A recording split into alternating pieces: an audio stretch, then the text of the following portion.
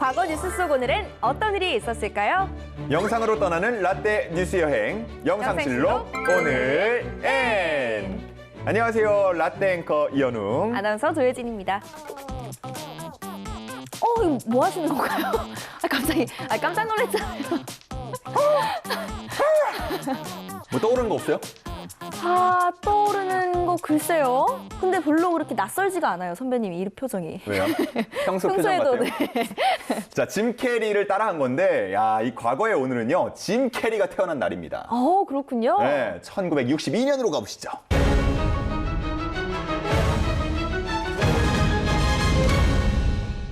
(1962년 1월 17일) 캐나다에서 영화배우 짐 캐리가 태어났습니다.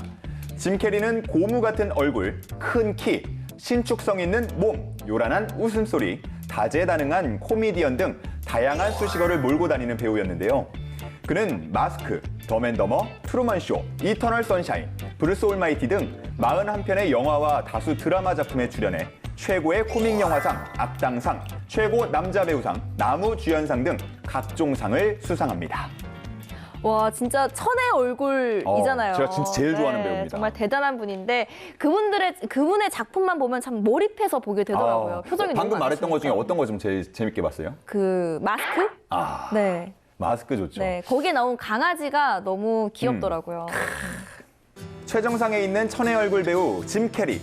그도 정상에 오르기까지 정말 우여곡절이 많았는데요.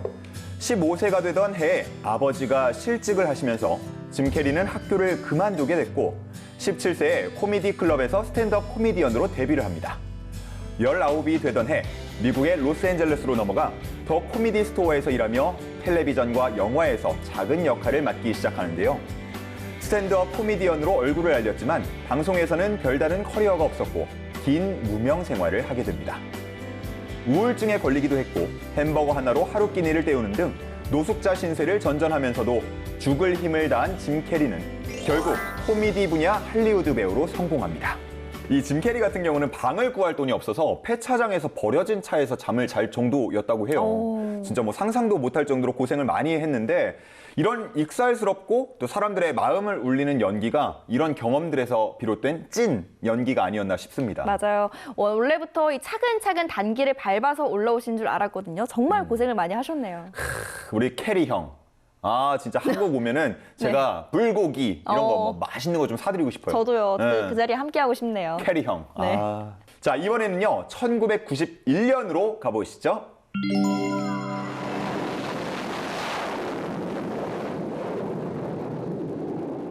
(1991년 1월 17일) 걸프 전쟁이 일어났습니다.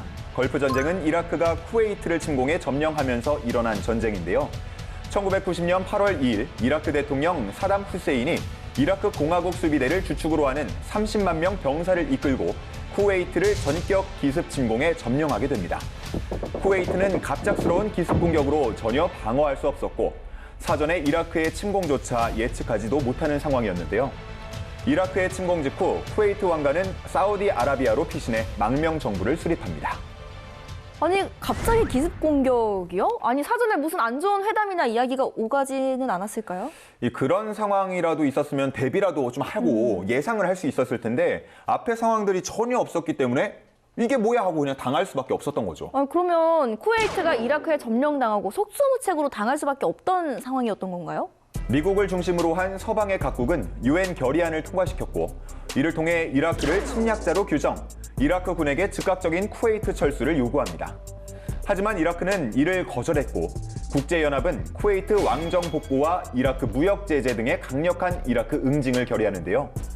결국 유엔 안보이사회는 1991년 1월 15일까지 기한을 두고 이라크군이 철수하지 않을 경우 이라크에 대한 무력 사용을 허가하는 결의안을 통과시킵니다. 그리고 1991년 1월 17일 사막의 폭풍작전, 일명 걸프 전쟁이 시작됩니다. 이 걸프 전쟁 결과는 어떻게 됐나요? 이 전쟁은 미국이 주도하는 다국적군이 첨단 신병기들을 대거 동원하면서 예상과 달리 군사 강국인 이라크를 크게 압도하는 결과를 낳았어요. 정리가 된 건 좋은데 이런 식으로 하는 전쟁은 좀 아니다 싶은 생각이 들어요. 자, 강해 보이지 않는다고 남의 것을 뺏는 건 나쁜 행동이잖아요. 아우, 지금 같은 때에 이런 건 진짜 상상할 수도 없고요. 맞아요. 뭐 이라크도 역시나 뭐 선량한 시민들이 더 피해를 많이 보니까요, 그만큼. 결국 지는 게임이었네요. 그렇죠. 이런 전쟁은 뭐 다시는 일어나지 않아야겠고요. 자, 이번에는 1995년으로 가보시죠. 대지진 경보 발령. 1995년 1월 17일 새벽 5시 46분 52초, 일본 오사카 인근 효고현 남부에서 지진이 발생했습니다. 규모는 7.3, 대도시 주변에서 발생해 75만 동 이상의 건물이 붕괴됐고 6,436명이라는 큰 인명피해를 냈습니다. 일본 지진 전문가들은 당시 지진이 발생한 단층대와 관련한 분석과 강력한 여진에 대한 우려를 나타내기도 했는데요.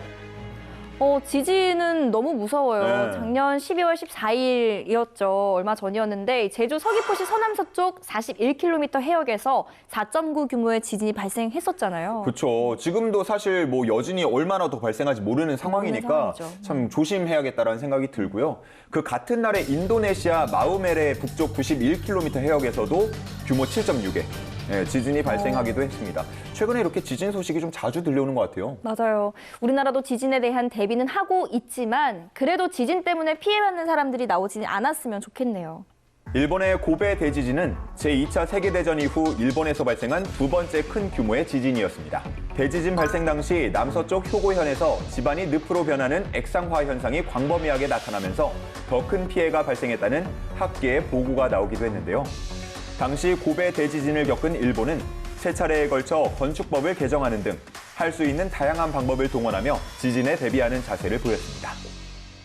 참 쉽지 않은 것 같아요. 사실 자연재해 같은 경우는 우리가 미리 알고 대비를 할 수 있는 게 아니다 보니까. 그쵸? 그럼요. 예. 자연재해에 따른 대비만 뭐 잘 해두면 피해는 최소화할 수 있겠지만 뭐 언제 어디서 발생할지 모르니까 사실 항상 조심해야겠다라는 생각이 들거든요. 맞아요. 예.